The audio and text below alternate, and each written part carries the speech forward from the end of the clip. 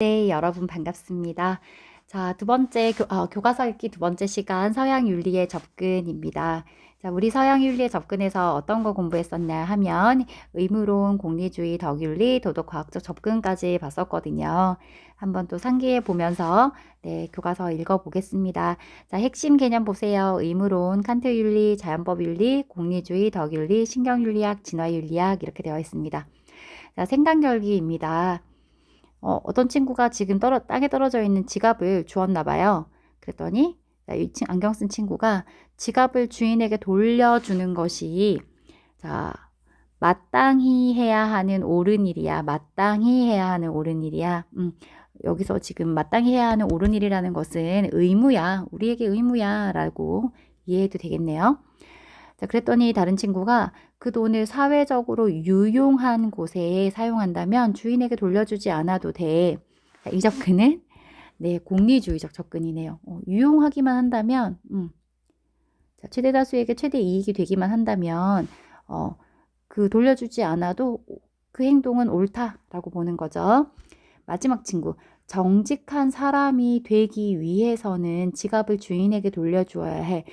우리가 어떤 사람이 되어야 하는가, 지금 어떻게 자, 이 두 가지 관점은 우리가 어떤 행동을 해야 하는가 했을 때 이 친구는 의무에 따라야 해 라고 얘기하고 있고요.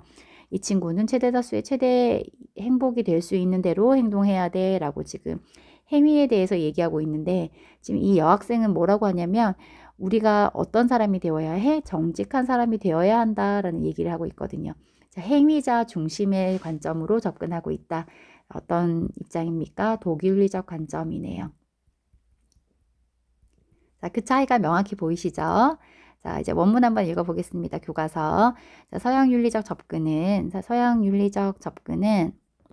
크게 의무론, 공리주의, 덕윤리, 도덕과학적 접근으로 구분할 수 있다.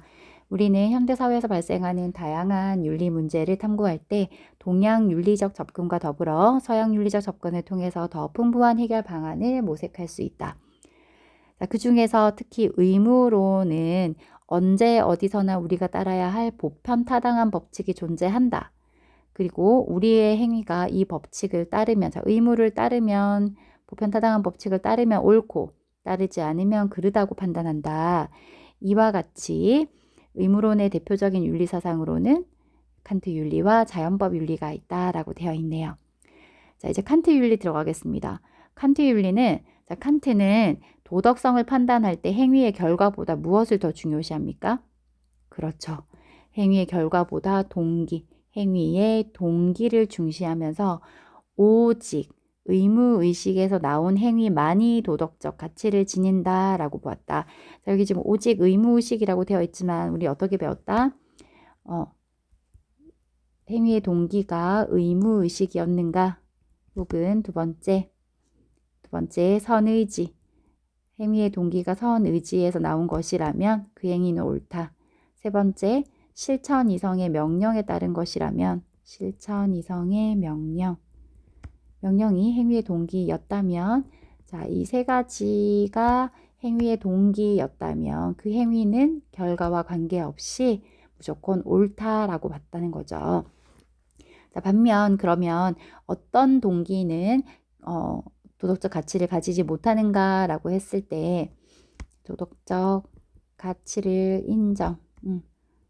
를 가진다. 도덕적 가치가 없다.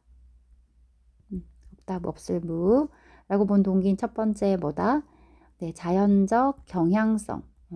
자연적 경향성이 동기가 됐을 때 그 행위가 의무에 맞다 하더라도 예를 들면 동정심이나 혹은 만족감 뭐 이런 것들 이런 인간이 가지고 있는 자연적 경향성이 동기가 되었다면 그 행위가 어려운 사람을 돕는 것이라 할지라도 도덕적 가치를 인정하지 않겠다.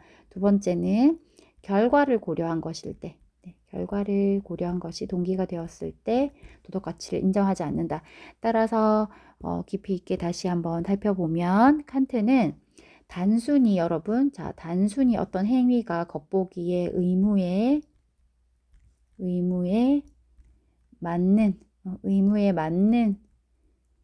행위이거나 혹은 의무에 일치하는 행위이거나 혹은 의무에 부합하는 행위라고 해서 인정하는 것이 도덕적 가치를 인정하는 것이 아니라 반드시 뭐여야 한다? 그 행위의 동기가 의무로부터 나와야 한다. 의무로부터 나온 행위 혹은 의무로부터 말미암은 행위이냐 혹은 의무로부터 비롯된 행위이냐.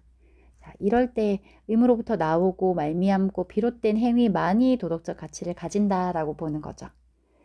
자, 우리 수업 시간에 다 했던 내용인데 다시 한번 정리해 봤습니다.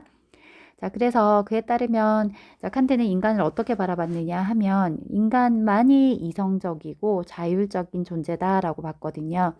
그래서 이성적이고 자율적인 인간은 무엇을 의식할 수 있다? 보편적인 도덕 법칙을 의식할 수 있다. 그래서 이 보편적인 도덕 법칙을 인식하고 그것을 실천하는 것이 뭐다? 의무다라고 보는 거죠. 자, 그러면 도덕 법칙은 어떻게 제시되는가라고 하면 다음과 같은 정언 명령의 형식으로 제시된다. 정언 명령이라는 것은 어떤 명령이냐? 무조건 명령이었습니다. 아이고, 무조건. 어머. 죄송합니다. 제가 펜을 잘못 눌렀어요. 무조건 명령인데 자, 왼쪽 날개에 지금 설명이 되어 있습니다. 정언이라는 것은 무조건 명령으로서 반드시 뭐뭐 해야 한다 혹은 반드시 뭐뭐 해서는 안 된다와 같이 자, 행위의 결과와 상관없이 행위 자체가 선이기 때문에 무조건 수행해야 하는 도덕적 명령을 정언 명령이라고 해요. 자, 예외가 있다 없다? 예외가 없다. 네, 정언명령은 예외가 없어. 자, 이 정언명령이라는 것을 설명하기 위해서 칸트가 가언명령이라는 것을 예를 들어줬는데요. 가언명령은 무조건 명령이 아니라 조건부 명령으로서 자, 일정한 조건이 붙는 명령인데 만일 네가 A를 원한다면 B를 행해야 한다라는 형식으로 표현되면서 이거는 그때그때마다 상황마다 달라지기 때문에 도덕법칙, 보편타당한 도덕법칙, 언제나 누가 어디서나 지켜야 하는 그런 도덕법칙이 될 수 없는 것이죠. 가언명령은. 자, 그래서 보편적인 도덕법칙은 정언명령의 형식으로 제시된다라고 하면서 대표적인 이 정언명령으로 두 가지를 제시했습니다. 첫 번째 보편주의 정식이라고도 하고 보편화 정식이라고도 하는데 너의 의지의 준칙이 자, 준칙이라는 것은 경률이라고도 하는데요. 자, 개인의 도덕 법칙과 구별되는 개인적 행위 규칙 혹은 주관적 행위 원리. 그러니까 나만의 규칙입니다. 나만의 규칙. 개인의 행위 규칙으로 경률이라고도 하는데 자, 그러니까 다시 너의 의지의 준칙 혹은 경률이 그러니까 너만의 행위 원칙이 언제나 동시에 너가 행위하려고 할 때 거기에 사용되는 행위 규칙이 언제나 동시에 뭐가 될 수 있도록 행위하라. 보편적 입법의 원리가 될 수 있도록 행위해라. 보편적 입법의 원리 뭡니까? 보편적으로 누구나 따라야 하는 도덕 법칙으로 수립할 수 있는 원리가 되도록 행위하라. 그러니까 보편화 결과 검사 해보라는 거죠. 내가 지금 수업 시간에 잠이 와서 엎드려 자고 싶어. 나 말고 수업 시간에 잠이 오는 모든 사람들은 다 엎드려 자도 되나? 라고 생각해보고 그래도 된다면 행위하라는 거죠. 자, 두 번째 인격주의 정식이라고도 하고 동그라미 2번 인격성 정식이라고도 한다고 했습니다. 너 자신이나 다른 모든 사람의 인격을 언제나 동시에 목적으로 대우하고 결코 단순히 수단으로만 대하지 마라 라고 됐습니다. 그래서 자 1번에서는 보편화 가능성, 그치? 보편화 결과 검사. 2번에서는 인간의 존엄성을 강조하고 있다 라고 우리 살펴봤었습니다. 자, 그래서 자, 칸트는 윤리적 의사결정 과정에서 보편화 가능성과 우리가 어떤 어떤 행위가 옳고 그름을 판단하는 그런 의사결정 과정에서 보편화 가능성, 내가 선택하는 행위를 모든 사람들이 다 해도 되는지, 살펴보는 보편화 가능성과 그 다음에 모든 사람의 인격을 내가 존중하고 있는지, 목적으로 대우하고 있는지, 그것을 인간 존엄성을 중시하는 것을 알 수 있습니다. 그 다음에 칸트는 어떤 준칙, 자 준칙은 개인적인 행위 원칙이었어요. 개인의 행위 규칙.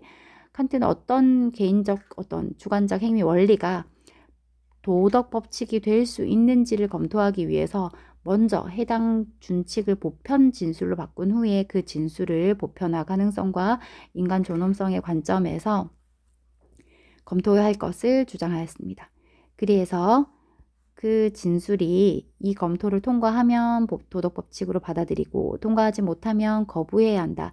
자, 그렇다면 여러분, 자, 헷갈리지 마시고 자, 칸트는 자, 개인의 주관적인 행위 원리인 이 준칙이라는 것이 보편적 입법의 원리가 될 수 있다고 본 거예요? 안 된다고 본 거예요? 준칙은 준칙이고 보편적인 도덕 법칙은 도덕 법칙인 거지라고 본 거예요.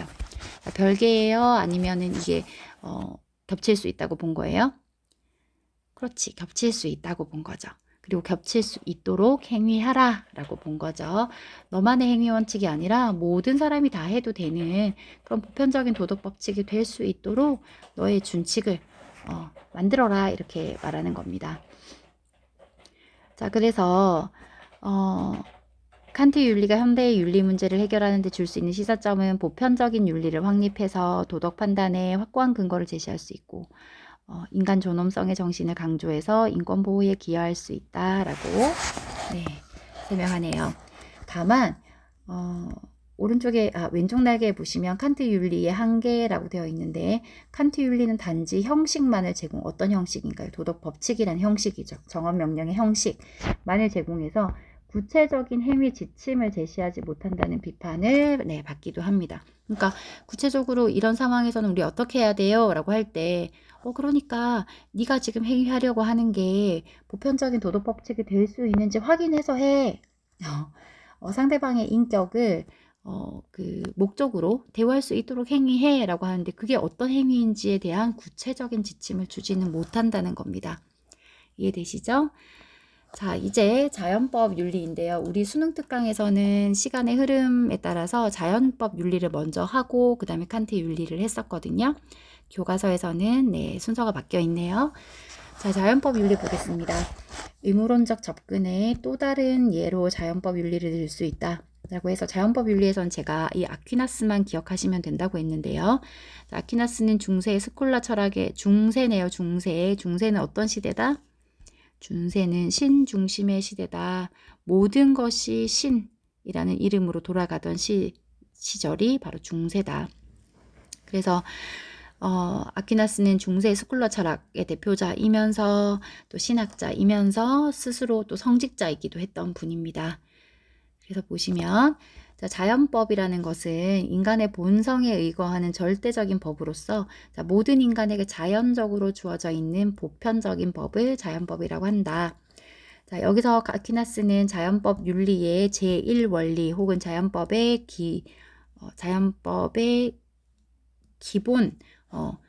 기본 원리로서 선행악피, 우리 그 수능특강에서는 선추악피라고 되어 있었거든요. 선추악피, 선행악피 똑같습니다. 뭔가요? 선을 추구하고 악을 피하라. 네. 자, 자연법 윤리에 따르면 자연의 질서를 따르는 행위는 옳지만 그것을 어기는 행위는 그르다. 이처럼 자연법 윤리의 의사결정 과정에서는 어떤 행위가 자연의 질서에 부합하는지 아니면 어긋나는지를 검토한다. 자, 그럼 자연의 질서는 무엇인가? 그러니까 자연법의 구체적인 내용이 무엇이냐라고 물었을 때 아퀴나스는 인간이 본성적으로 지니는 이 자연적 성향이 곧 자연법인데 그러니까 이 자연법이라는 것은 무엇으로부터 도출된 거예요? 신의 영원법이 반영된 것인데 신의 영원법은 우리 인간이 다 이성적 능력으로 다 헤아릴 수 없기 때문에 신의 피조물로서 그 신의 뜻이 어디에도 반영되어 있다라고 보는 거예요. 우리 인간의 자연적 성향에도 반영되어 있다라고 보고 이 자연적 성향을 들여다봐서 우리가 확인할 수 있는 이 내용들이 바로 뭐다? 자연법의 구체적인 내용이다. 라는 거죠. 그래서 자연법의 구체적 내용으로서 자연적 성향은 자기보존, 종족보존, 신과 사회에 대한 진리 파악이더라. 라고 제시했습니다. 그러니까 여러분 지금 자연법의 구체적인 내용이 자기보존, 종족보존, 신과 사회에 대한 진리 파악이니까 이 세 가지는 우리에게 뭐가 된다? 네, 꼭 지켜야 하는 의무가 되는 것이죠. 왜? 네. 자연법은 모든 인간에게 자연적으로 주어져 있는 이 절대적인 법이라는 거예요. 네, 따라야 하는 것이다. 자, 그래서 생물학적 존재로서 자신과 자기 종족을 보존하려는 성향과 이성적 존재로서 진리를 파악하려는 성향은 인간이 본성적으로 가지는 자연적 성향이라는 것이다. 이러한 자연적 성향으로부터 자연법 윤리는 자연적 성향으로부터 자연법적 권리를 도출한다. 이 자연법적 권리가 뭐냐 하면 우리가 어떤 헌법을 통해서 보장받는 인간이 가지고 있는 기본권, 기본적인 권리 를 자연법적 권리라고 생각하시면 됩니다. 그런 것들을 다 어디서 도출한다? 자연법 윤리에서 도출한다는 거예요. 네. 자, 그래서 자연법 윤리가 현대 윤리 문제를 해결하는 데 줄 수 있는 시사점은 인간의 자연적 생명권 및 신체의 완전성을 해치는 행위를 반대하는 입장에 이론적 근거를 제시할 수 있다는 점이다. 자, 그러면 무슨 말이냐 하면 이 자연법 윤리 자연법의 위계가 가장 상위에 있는 것이 뭡니까, 여러분? 이제 이 세상의 법칙 중에 가장 상위에 있는 것이 신의 영원법이었거든요. 신의 섭리죠. 이 영원법이 인간의 본성에 반영되어 있는 것이 자연법인데, 영원법으로부터 자연법이 도출되는데, 이 자연법이라는 것은 인간의 본성에 의거한 절대적인 법으로서 모든 인간에게 자연적으로 주어진 보편적인 법, 시대와 장소, 사회에 관계없이 보편적으로 주어지는 법이 자연법이다. 그러면 이 자연법에서 각 사회마다 구체적인 법률을 도출한다. 아이고, 지지하다, 그죠? 그래서 자연법에서 실정법이 도출되는 거죠. 그럼 실정법이 만약에 악법이다. 우리가 이 실정법을 개정해야 된다고 하면 그 근거를 뭐라고 얘기한다? 자연법에서 가져올 수 있다는 겁니다. 이게 이 법의 위계가 되는 거죠. 자, 여기까지 하면 의무론적 접근인데요. 마지막 개념까지 살펴보고 마무리하겠습니다. 칸트의 윤리적 의사결정 과정. 자, 칸트 지금 사진이 있는데 여러분 되게 좀 뭔가 이렇게 얼큰하신 느낌이 있나요? 칸트는 키가 한 150cm 정도밖에 안 되는 굉장히 작은 키였다고 하는데 그 상대적으로 머리가 굉장히 크셨다고 하네요. 네, 이 그림에서도 약간 그런 느낌이 있는데 이게 머리가 크셔서 이제 영리하셨던 건지는 잘 모르겠지만 자, 한번 이 원문 한번 볼게요. 자, 윤리적 의사결정 과정의 첫 번째 단계는 우리가 하려는 행위의 밑바탕에 있는 행위의 준칙을 고려하는 것이다. 자, 준칙, 개인의 주관적 행위 원리였습니다. 예를 들어 내가 공경에 처한 어떤 사람을 도와줄 것인지 생각할 때 내가 하려는 행위의 밑바탕에 있는 준칙은 다음과 같은 것이 될 수 있다. 그 행위가 나에게 과도한 부담을 주지 않는 한 공경에 처한 어떤 사람을 보면 나는 그를 도와주어야 한다. 자, 두 번째 단계는 이러한 준칙 개인의 행위 원리를 모든 사람에게 보편적으로 적용할 수 있는지를 고려하는 것이다. 보편주의 정식이죠. 그 행위가 자신에게 과도한 부담을 주지 않는 한 공경에 처한 누군가를 발견하는 모든 사람은 그를 도와주어야 한다. 만약 이러한 준칙을 보편화할 수 있다면 우리는 그 준칙을 받아들일 수 있고 그 행위를 도덕적이라고 부를 수 있다. 하지만 그 반대라면 우리는 그 준칙을 거부해야 하고 그 행위는 비도덕적인 것이 된다. 보편화 검사해서 모든 사람이 해도 되는 원리라면 나도 행동하고 그렇지 않다면 그 행위를 해서는 안 된다라는 내용에 대해서 설명이네요. 자, 벌써 20분이 지나간 관계로 공리주의는 따로 끊어서 하도록 하겠습니다. 수고하셨습니다.